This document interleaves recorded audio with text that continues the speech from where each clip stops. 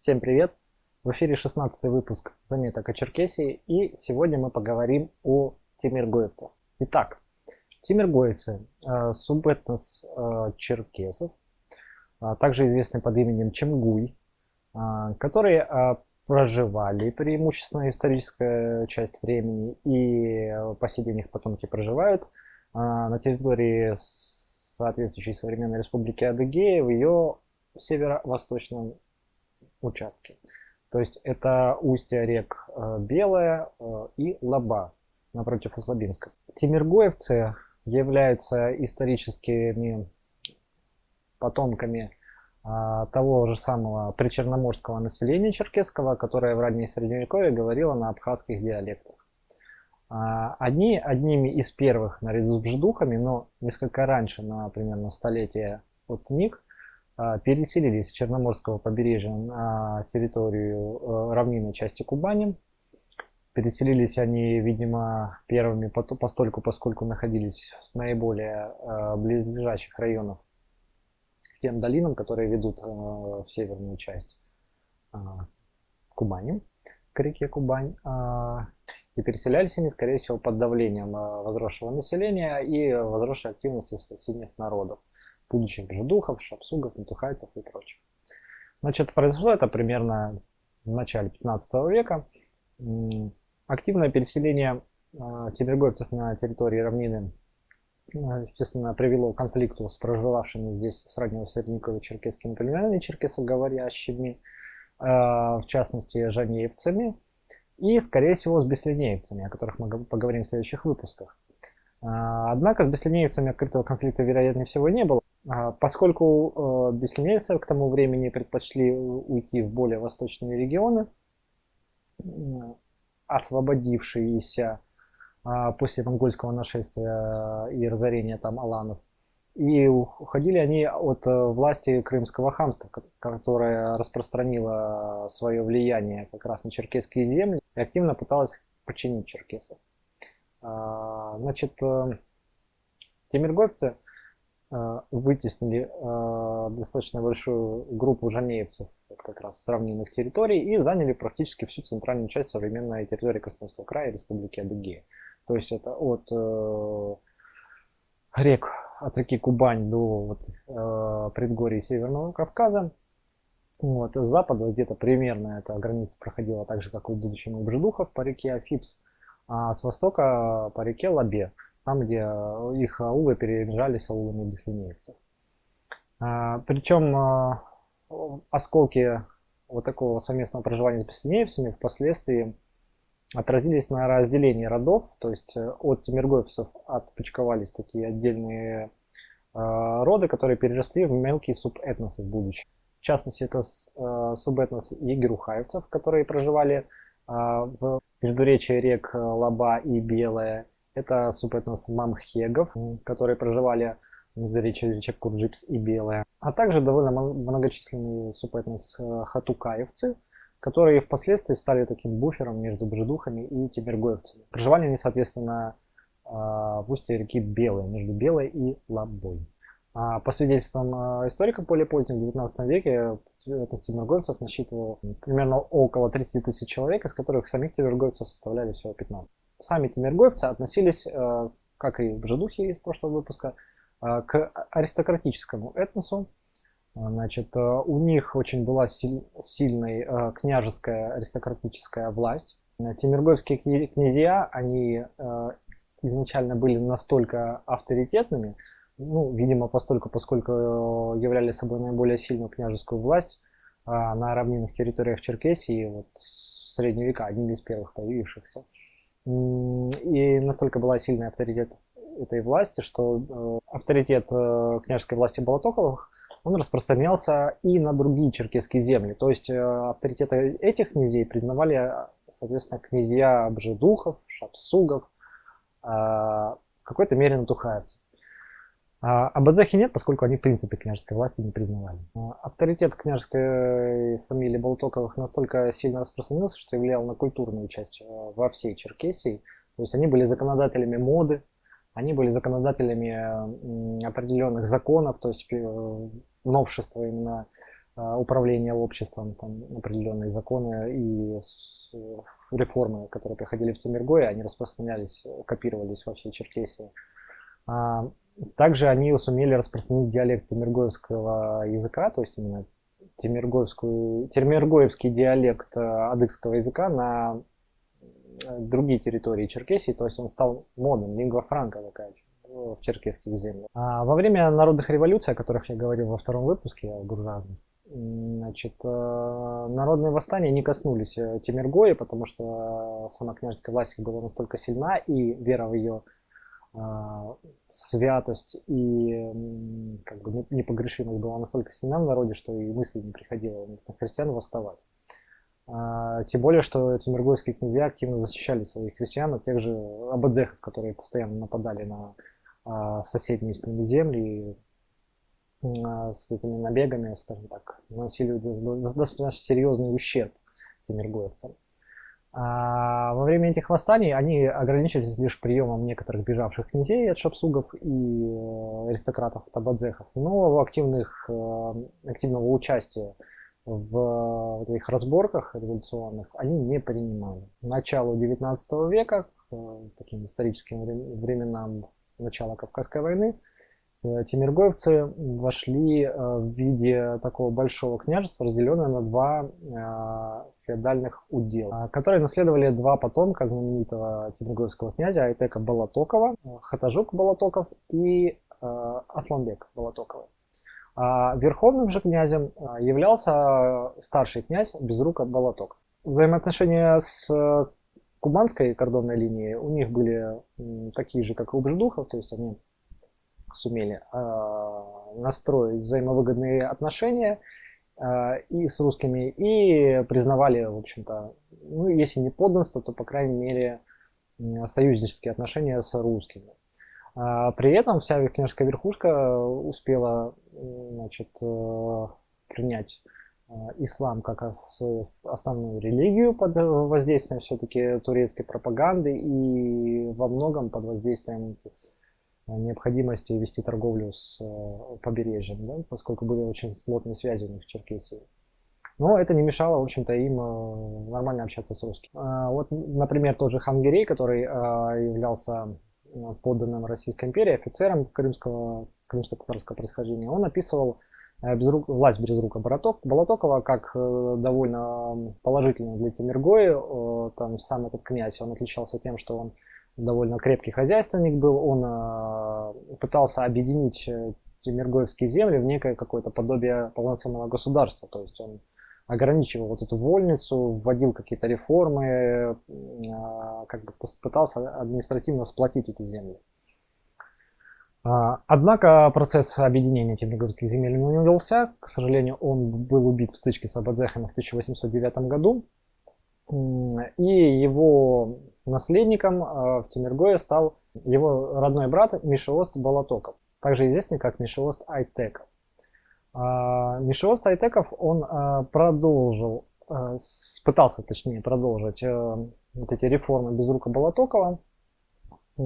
Вся его, в принципе, деятельность складывалась к тому, чтобы проявлять такой некий нейтралитет между двух огней, что называется, между кубанской черноморской линией казачьей, то есть между русскими и, соответственно, остальными черкесскими народами, абадзехами, шапсугами, бжедухами с другой стороны.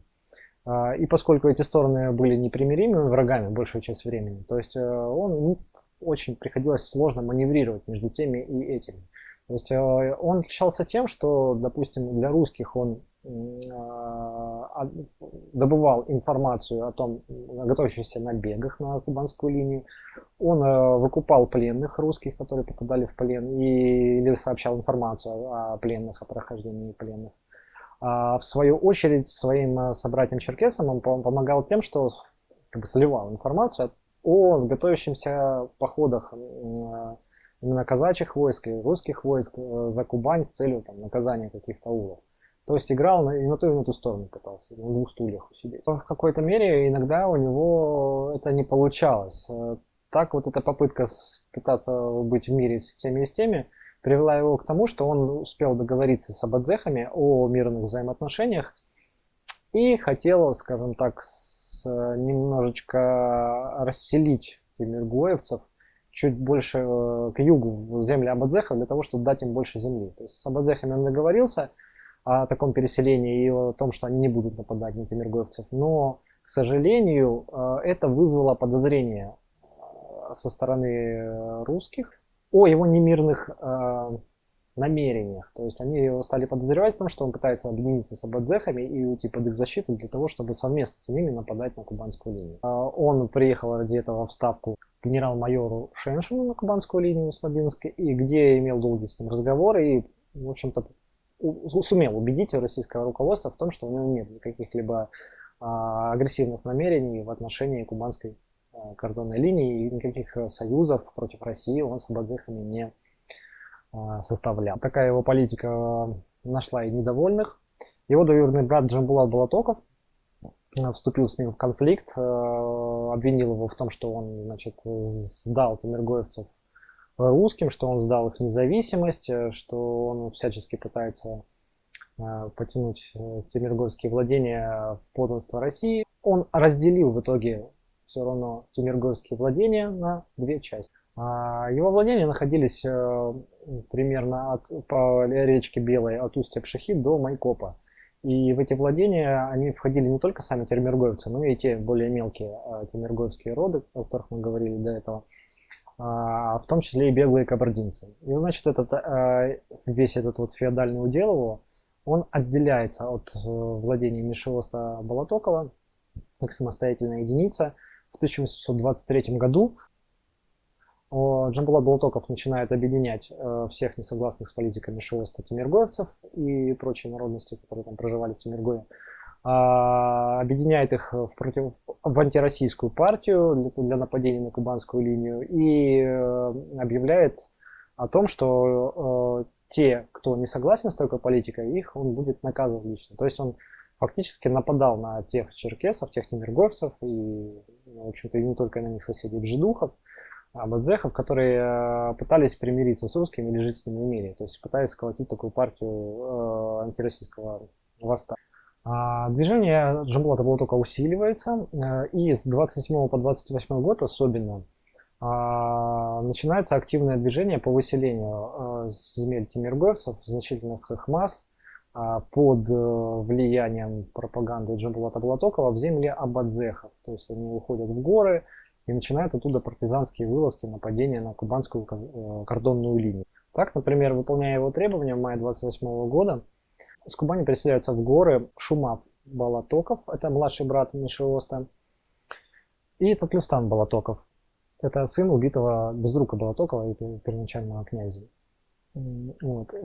Образуется достаточно такая серьезная партия противников России. Власть Мишевоста Балатокова начинает ввергаться очень серьезным, скажем так, сложностям. Однако в 28 году заканчивается русско-турецкая война, русские войска берут Анапу, что очень сильно влияет на умы черкесов, особенно тех, кто надеялись на помощь Турции в этой войне. То есть многие же из них уходили в горы, надеясь, что Турция привезет сюда, в Черкесию, довольно большой батальон войск, который поможет им напасть и разбить кубанскую кордонную линию. В это же время погибает Мишевост Балатоков, значит, в 28 году.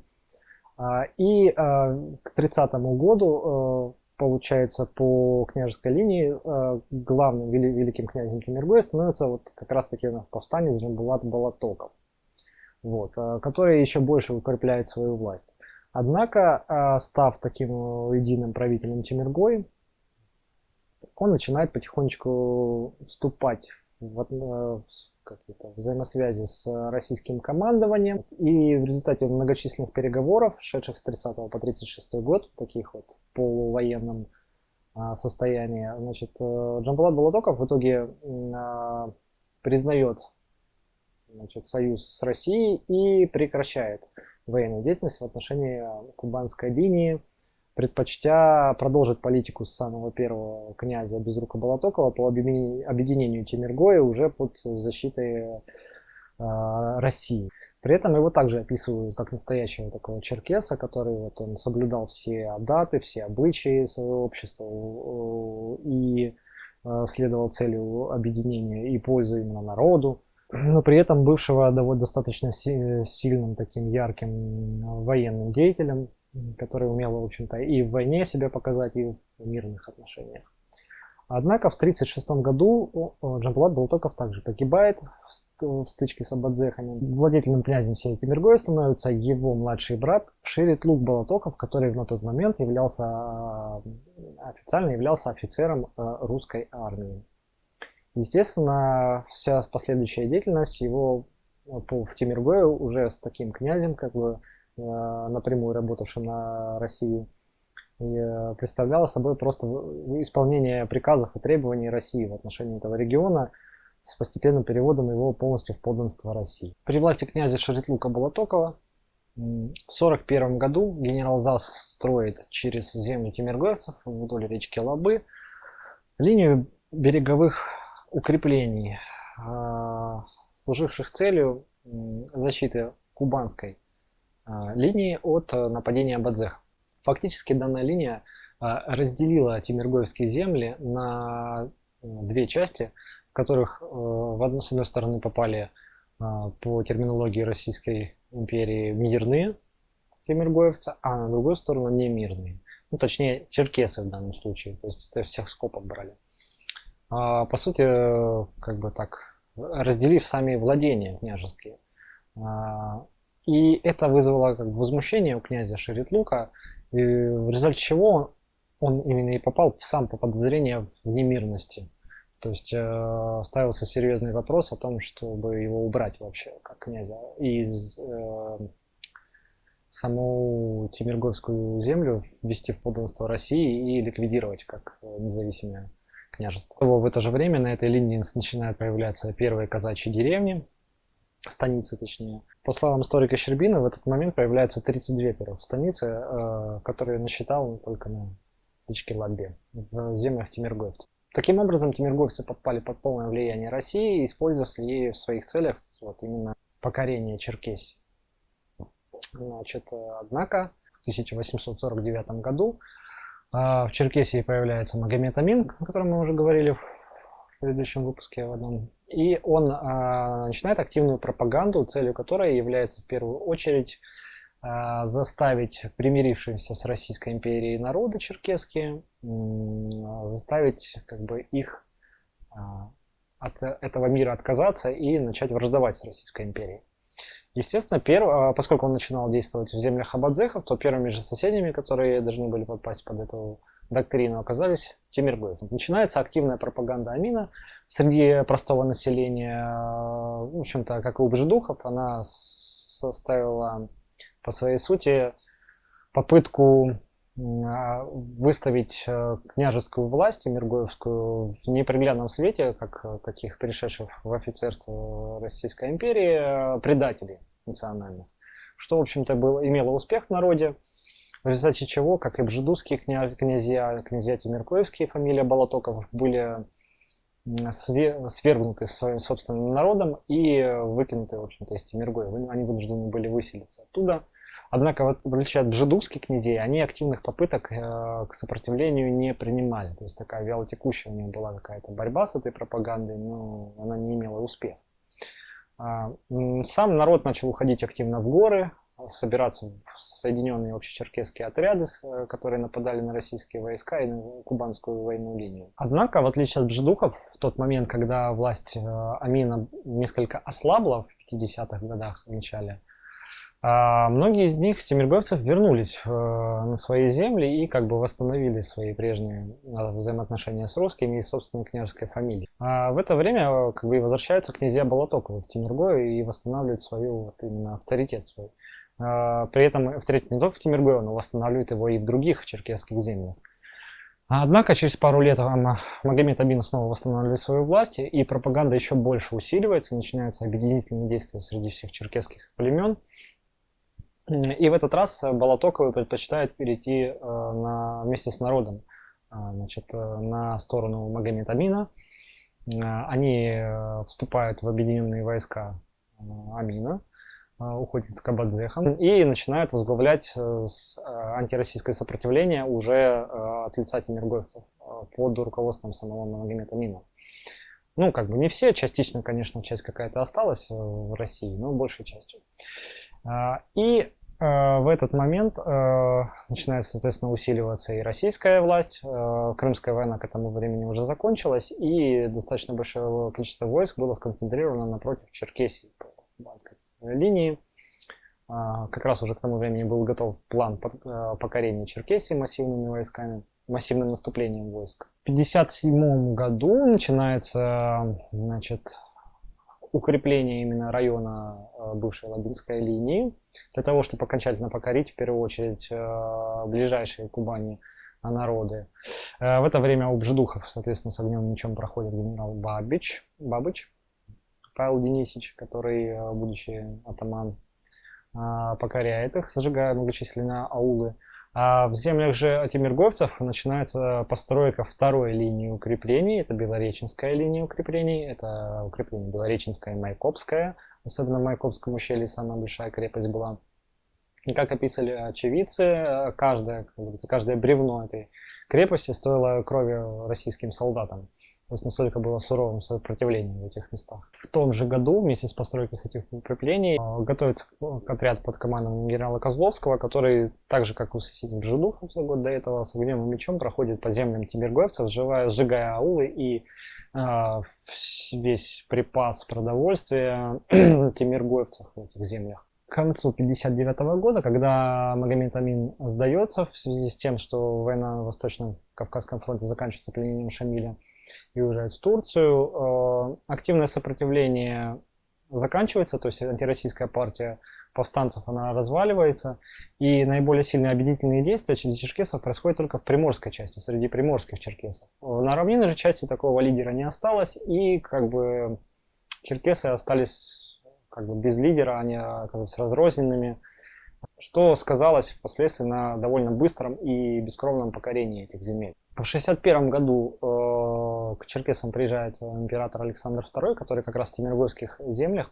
проводит встречу с представителями черкесов на Адыгском Хосе, где предлагает им условия полного подчинения Российской империи с сохранением их земель и там, прочих привилегий, от которого они отказываются и просят соответствующую у императора какие-то свои уступки, свои льготы, на что Александр II ему отвечает положительно, но сам действует, соответственно, иным способом. То есть он, естественно, никакие просьбы не удовлетворил и принимает решение о военном покорении Черкесии. В том же году, в 1961-м, начинается активное наступление на Черкесию по 3 направлениям. Значит, через земли тимиргоевцев начинает выступать из Услабинской крепости генерал Евдокимов, целью которого было покорение именно земель абадзехов и выход на Красную Поляну через верховье реки Белой.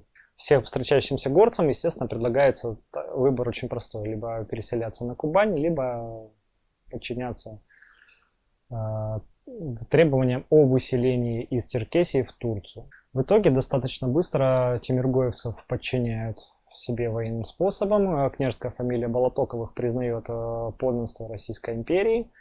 Однако, ввиду того, что она в последние годы воевала против Российской империи и предала, по сути дела, получается, российскую власть, они были лишены своих владений и княжеской власти в этих владениях. С 1961 по 1962 годы бывшее Тимиргойское княжество подчиняется полностью Российской империи и разделяется на два приставства – Нижнее и Верхнее Лабинские.